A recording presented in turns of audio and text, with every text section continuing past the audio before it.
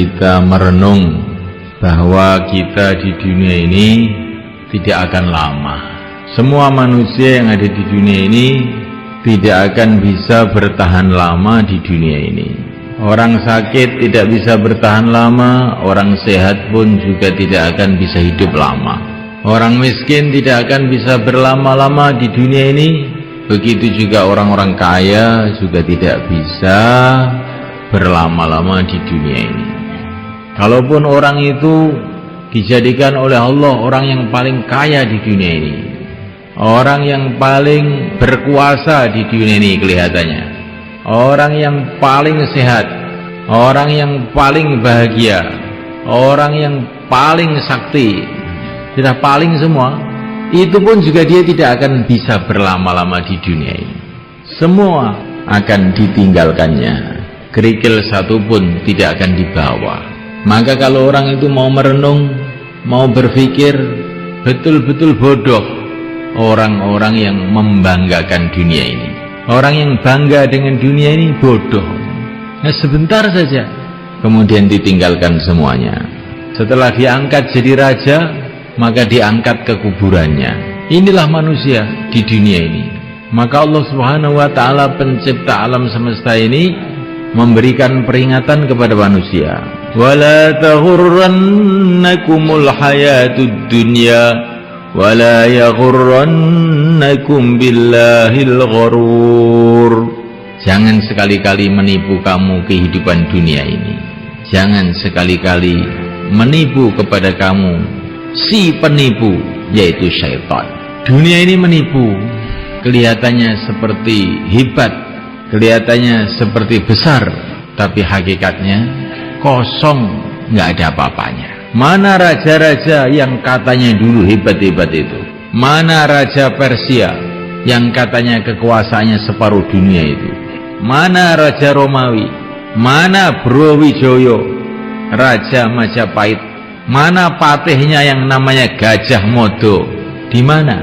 Seolah-olah tidak pernah hidup di dunia ini. Mana Bung Karno yang katanya kalau berpidato bisa memukau seluruh orang? Mana dia? Mana Pak Harto? Mana dia? Mana Gus Dur? Di mana dia? Sebentar lagi juga orang-orang akan tanya, kita pun seolah-olah tidak pernah hidup di dunia ini. Berlalu pergi. Orang-orang biasa tidak bisa berlama-lama di dunia ini. Orang-orang yang luar biasa pun juga tidak bisa berlama-lama di dunia ini. Sampai orang-orang suci, para nabi, para rasul alaihimussalatu wassalam pun juga tidak bisa lama di dunia ini. Karena apa?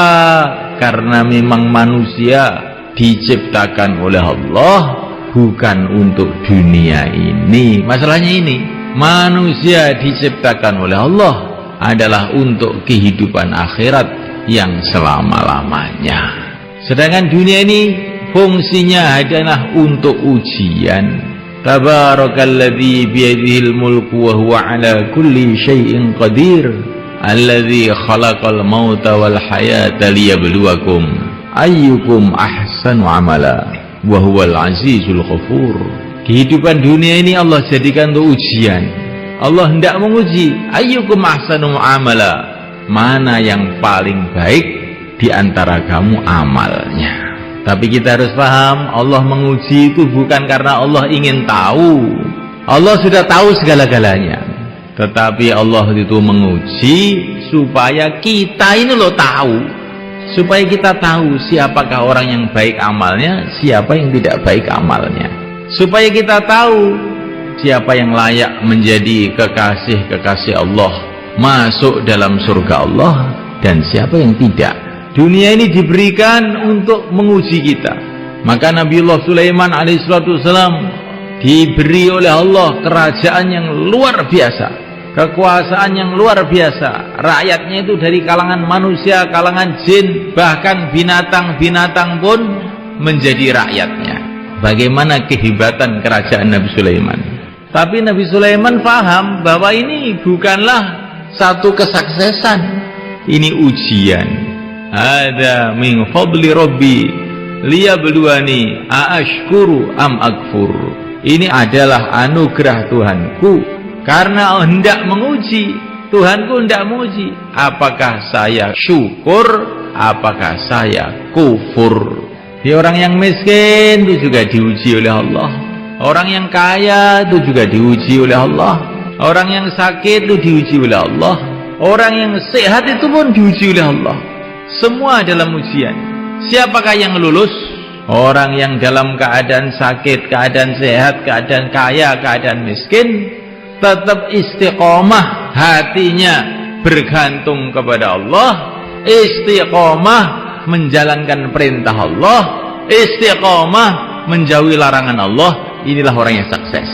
Kalau orang kaya, hatinya istiqomah bergantung pada Allah, amalannya istiqomah dalam syariat Allah, perintah-perintah Allah dikerjakan, larangan Allah ditinggalkan, maka dia lulus.